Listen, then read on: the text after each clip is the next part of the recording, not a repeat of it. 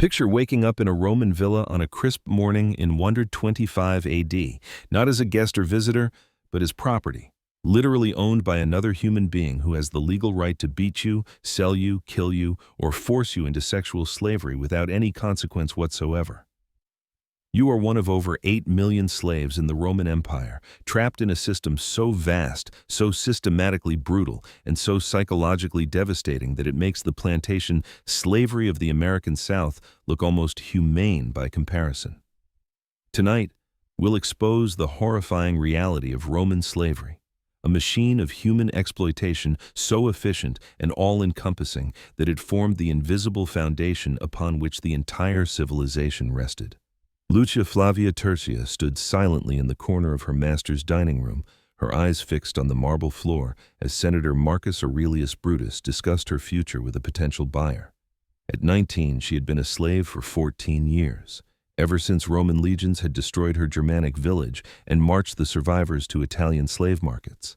But unlike the field slaves who might hope for eventual manumission after decades of backbreaking labor, Lucia had been designated as a pleasure slave. Her body was commodity, her sexuality was property, and her reproductive capacity belonged entirely to whoever owned her at any given moment. The Roman slave system was not simply an economic arrangement. It was a comprehensive method of human destruction designed to extract maximum value from human beings while systematically destroying their capacity for resistance, independence, or even basic human dignity.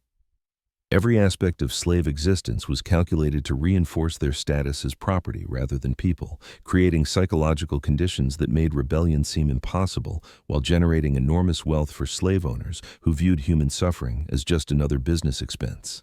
The scale of Roman slavery dwarfed anything seen in human history before or since. Conservative estimates suggest that at the empire's peak, slaves comprised 30 to 40% of the population in Italy alone, with even higher percentages in major cities like Rome, where slaves outnumbered free citizens by substantial margins. The global slave population across the entire empire may have reached 15 million people, a number that represents one of the largest forced labor systems in human history, sustained over centuries through systematic violence and psychological manipulation. The demographic breakdown of Roman slavery reveals the staggering scope of human exploitation across every aspect of society. In wealthy households, the ratio of slaves to free family members often exceeded 10 to 1, with some aristocratic families owning thousands of human beings who performed every conceivable task from personal hygiene assistance to complex administrative work. Urban workshops and manufacturing centers relied entirely on slave labor, while rural estates were essentially slave camps where hundreds of agricultural workers lived in conditions that barely supported survival.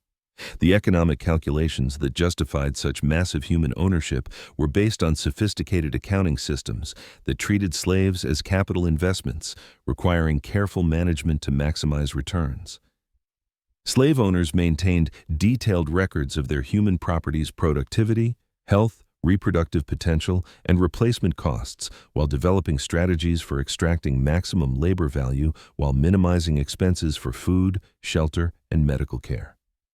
These economic analyses treated human suffering as an acceptable cost of doing business, with mortality rates factored into profit calculations like any other business expense. The acquisition methods used to supply this vast slave market were themselves crimes against humanity on an unprecedented scale.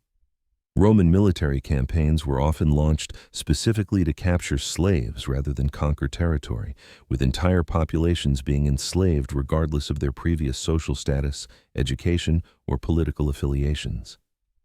The systematic enslavement of conquered peoples was so central to Roman military strategy that army commanders routinely calculated the slave value of enemy populations when planning their campaigns. The specialized military units that conducted slave raids represented some of the most efficient human hunting operations in history.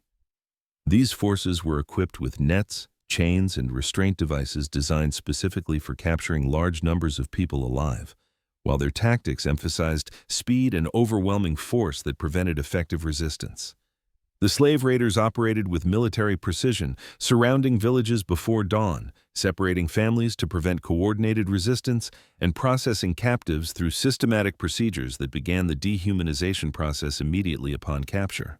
The slave raids that supplemented military conquests created a reign of terror throughout the Mediterranean world and beyond.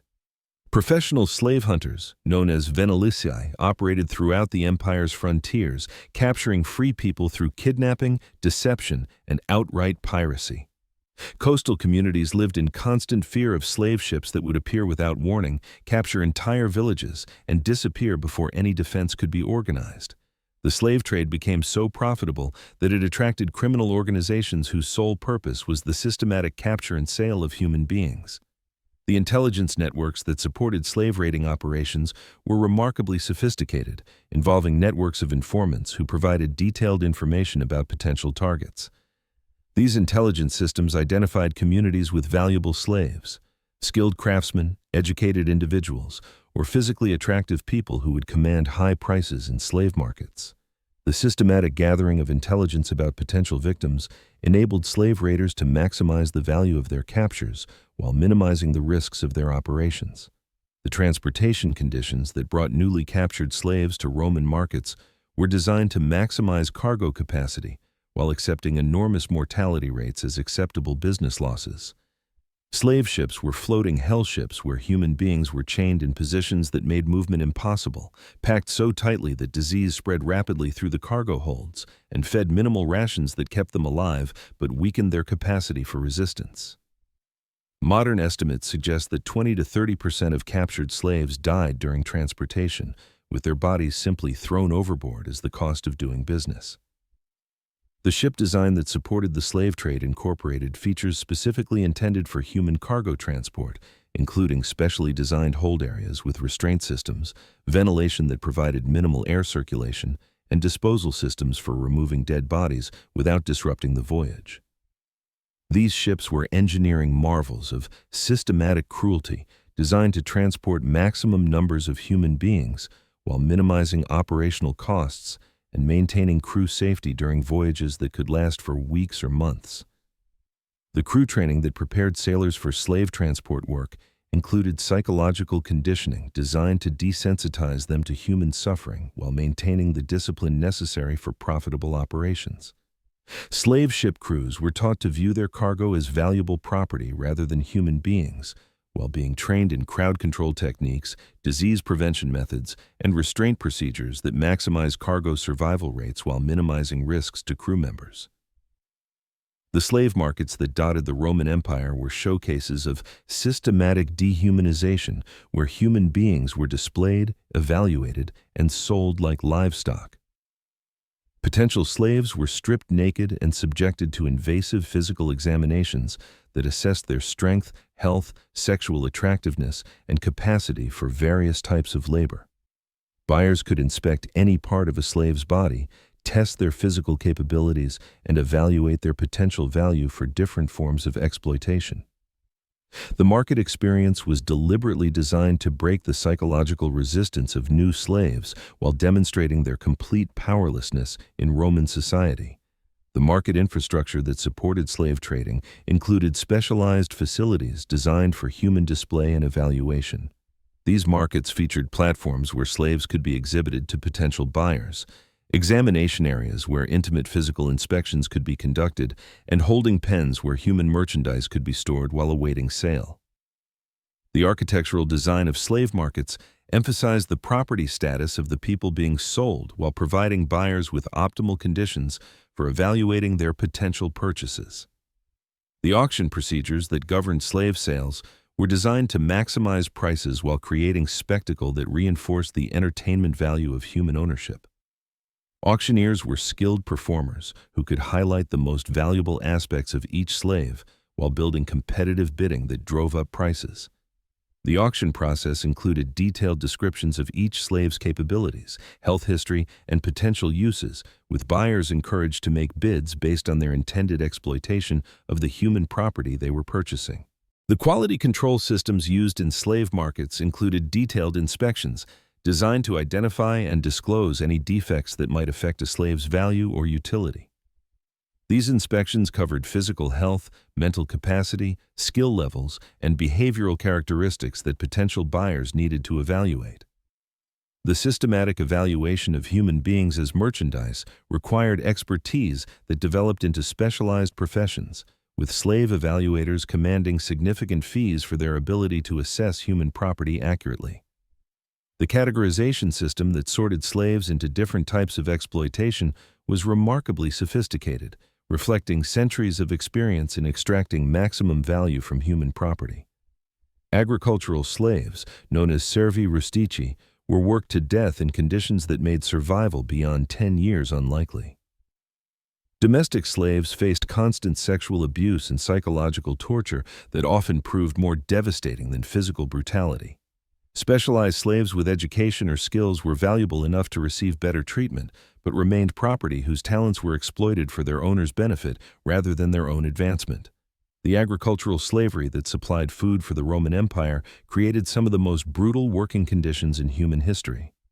Rural estates, known as latifundia, were essentially slave labor camps where hundreds of workers lived in barracks, worked from dawn to dusk under armed supervision, and faced constant threats of violent punishment for any sign of resistance or reduced productivity. The mortality rate among agricultural slaves was so high that estate owners maintained constant recruitment programs to replace workers who died from overwork, malnutrition, or systematic abuse. The chain gangs that worked agricultural estates were literally chained together during working hours to prevent escape while maximizing labor efficiency.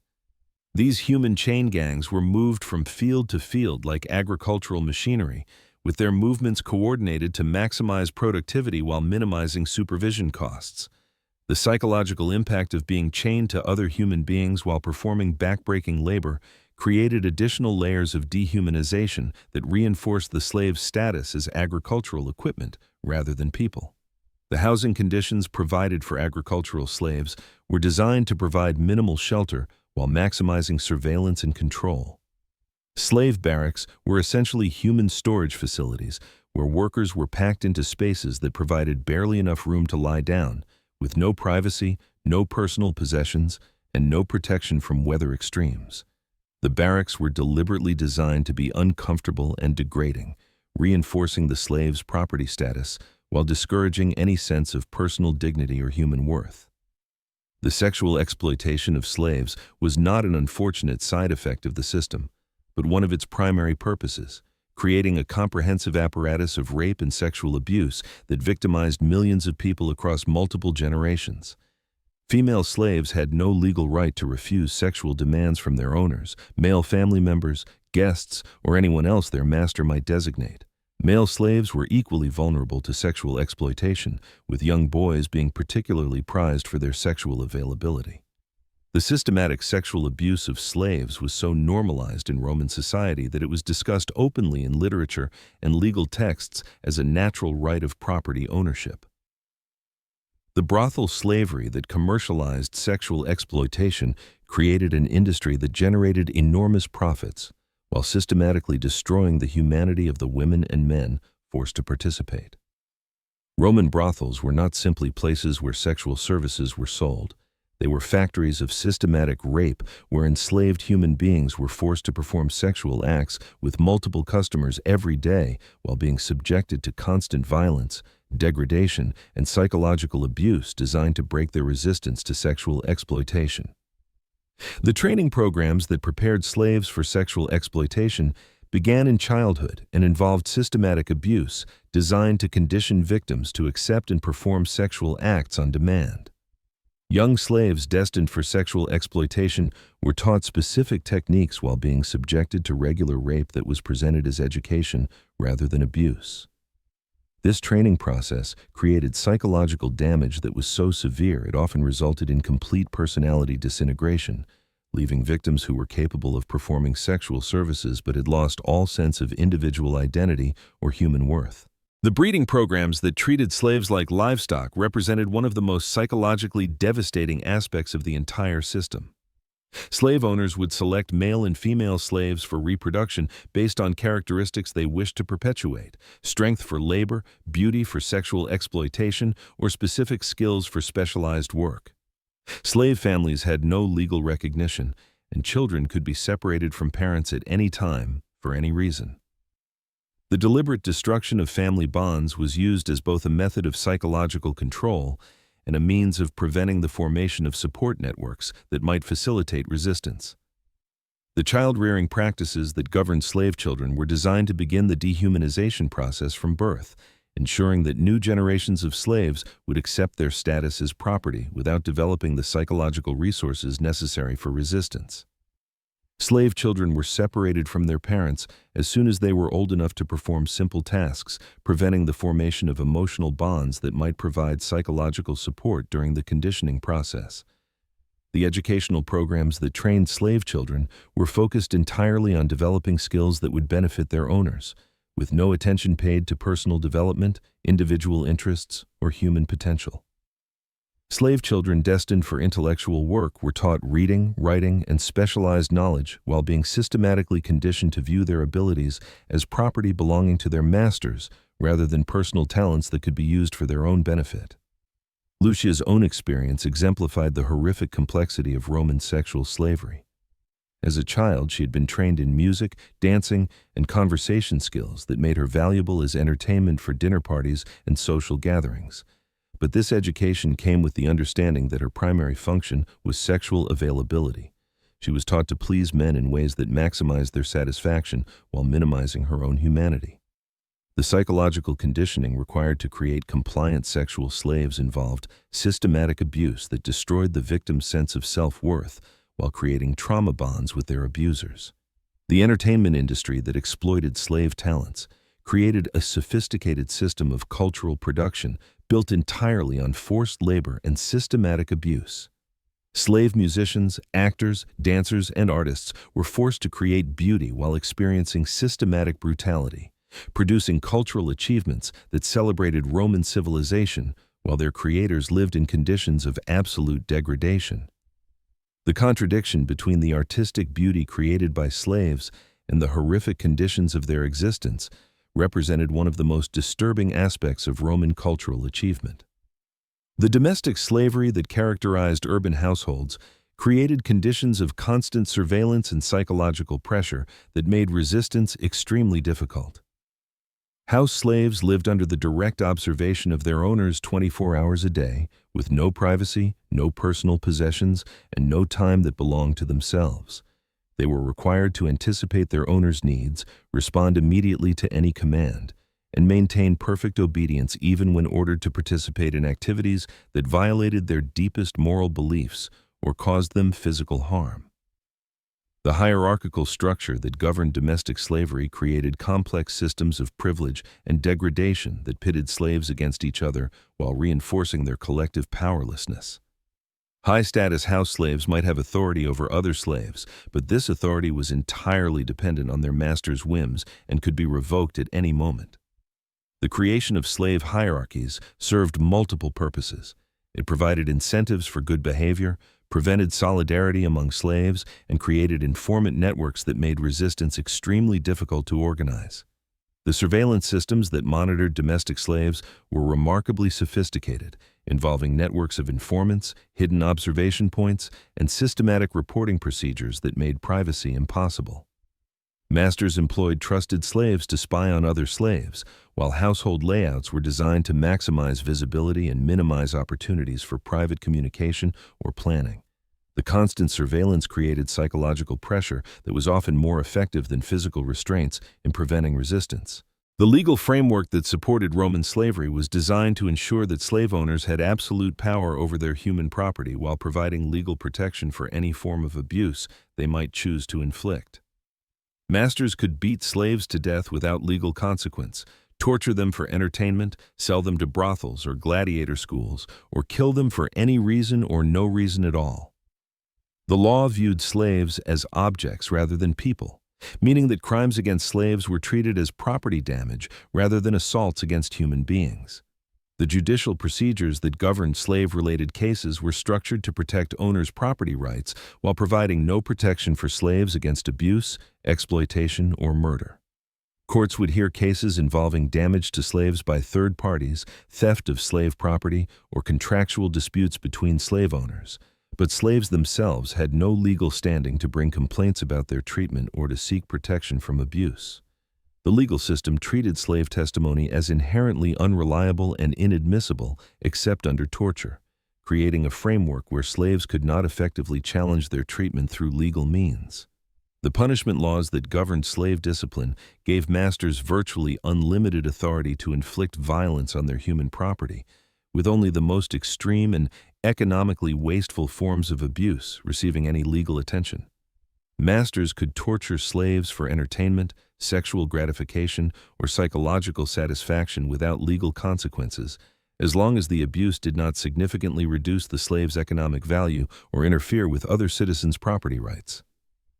The psychological conditioning techniques used to break slave resistance were remarkably sophisticated, reflecting centuries of experience in destroying human will and replacing it with mechanical obedience. New slaves were subjected to systematic humiliation designed to destroy their sense of dignity and self-worth. They were given slave names that replaced their birth identities, forced to adopt servile postures and speech patterns, and punished severely for any display of independence or pride. The conditioning process was designed to create psychological dependence on masters while eliminating any sense of personal autonomy or human value. The naming systems that stripped slaves of their original identities were carefully designed to reinforce their property status while eliminating connections to their previous lives and cultures. Slaves were given names that emphasized their servile status, their functions within the household, or their master's preferences, while being forbidden from using their birth names or maintaining any connection to their original identities. The systematic destruction of personal identity was one of the most effective tools for preventing resistance and maintaining psychological control. The behavioral conditioning that transformed free humans into compliant slaves involved systematic training in servile behaviors, speech patterns, and social interactions that reinforced their inferior status. Slaves were taught to move, speak, and interact in ways that demonstrated their subservience while being punished for any behavior that suggested independence, dignity, or self-respect.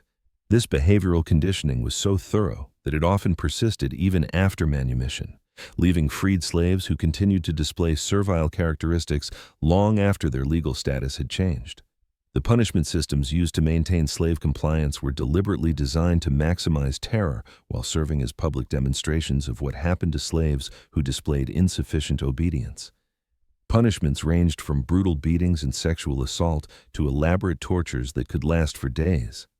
The most severe punishments were conducted publicly to terrorize other slaves, while the threat of being sold to mines, galleys, or gladiator schools hung over every slave as the ultimate consequence of resistance.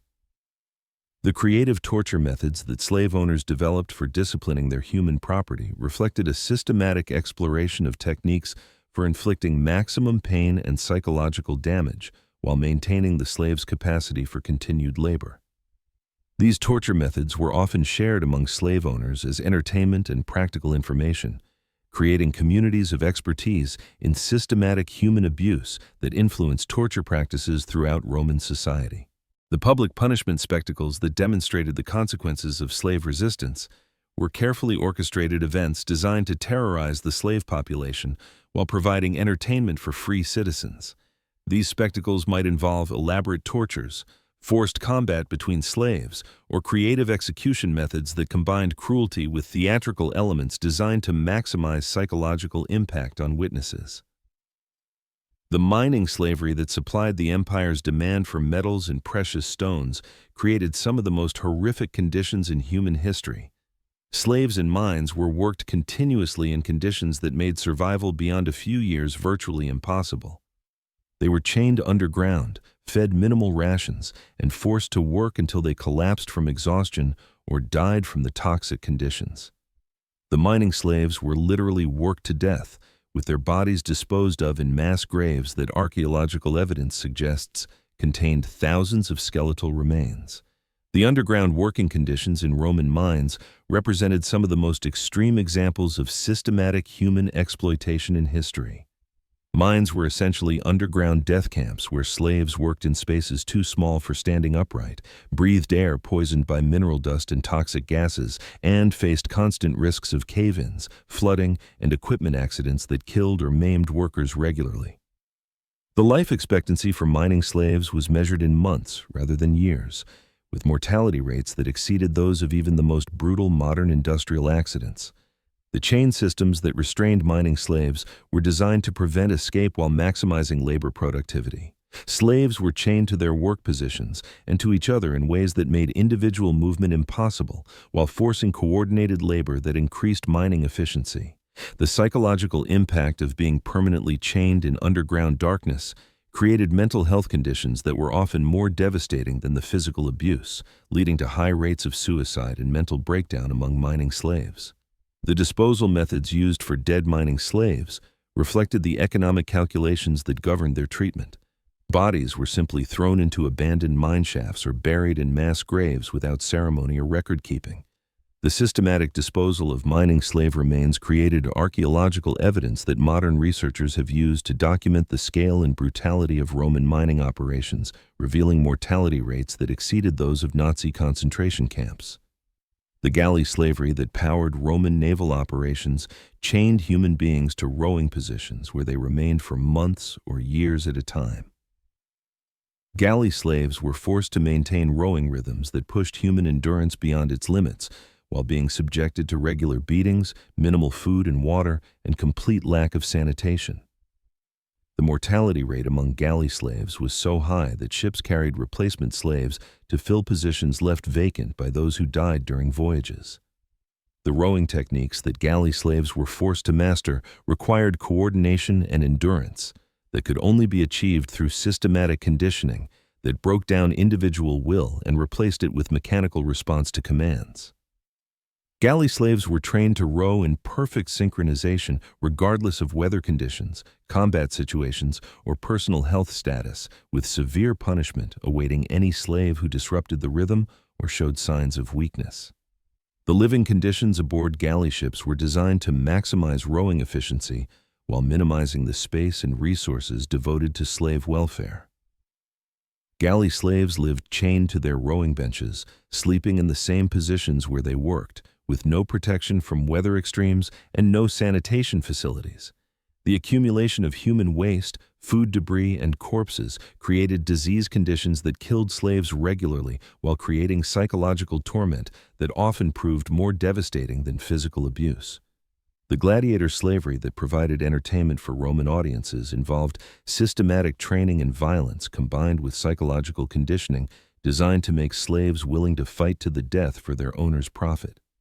Gladiator slaves were valuable enough to receive better food and medical care than other slaves, but they remained property whose lives could be ended at any moment for the entertainment of Roman crowds.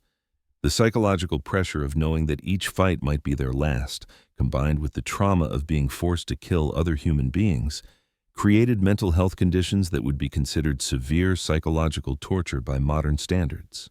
The anatomical studies that advanced Roman medical knowledge were conducted primarily on slave bodies, both living and dead, providing physicians with detailed understanding of human physiology while treating their research subjects as expendable resources.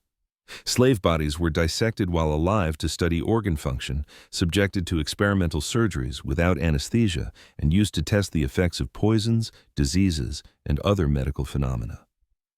The pharmaceutical testing that used slaves as experimental subjects created much of the medical knowledge that benefited Roman society while systematically destroying the people who unwillingly contributed to these advances. Slaves were forced to consume experimental medications, subjected to deliberate poisoning to study antidotes, and used to test surgical techniques that often resulted in death or permanent disability. The economic calculations that determined slave treatment were based entirely on cost-benefit analyses that weighed the expense of maintaining slaves against their productive value. Slaves who became too old, sick, or injured to work effectively were often abandoned to die rather than being provided with medical care that might restore their productivity. The economic logic of slavery meant that human suffering was relevant only insofar as it affected the slave's ability to generate profit for their owner. The depreciation schedules that governed slave value treated human beings like other capital assets, with their worth calculated based on age, health, skills, and remaining productive years. These calculations were used to determine appropriate levels of investment in slave maintenance, training, and medical care, with economic efficiency taking priority over human welfare in all decision-making processes. The replacement strategies that maintain slave productivity involve systematic planning for slave mortality and the procurement of new human property to replace those who died from overwork, abuse, or neglect. Slave owners maintained detailed records of mortality rates and replacement costs, using this information to optimize their exploitation strategies and maintain steady levels of productivity despite the regular death of their human property. The social dynamics within slave communities were deliberately manipulated to prevent solidarity and mutual support that might facilitate resistance. Masters used divide-and-conquer strategies that pitted different groups of slaves against each other, created hierarchies based on privileges that could be revoked at any time, and encouraged slaves to inform on each other in exchange for minor rewards. The systematic destruction of trust within slave communities made collective action extremely difficult while reinforcing individual dependence on masters for basic survival. The informant networks that masters established among their slaves created surveillance systems that made privacy and confidential communication virtually impossible. Trusted slaves were rewarded for reporting on the activities, conversations, and plans of other slaves, while the knowledge that informants existed created paranoia and mistrust that prevented the formation of resistance networks. The privilege systems that created hierarchies among slaves were designed to prevent unified opposition to the slavery system while providing incentives for collaboration with masters. Some slaves received better food, housing, or treatment in exchange for supervising other slaves, informing on resistance activities, or participating in the punishment of rebellious slaves. These privilege systems created artificial divisions within slave communities that served masters' interests while undermining slave solidarity.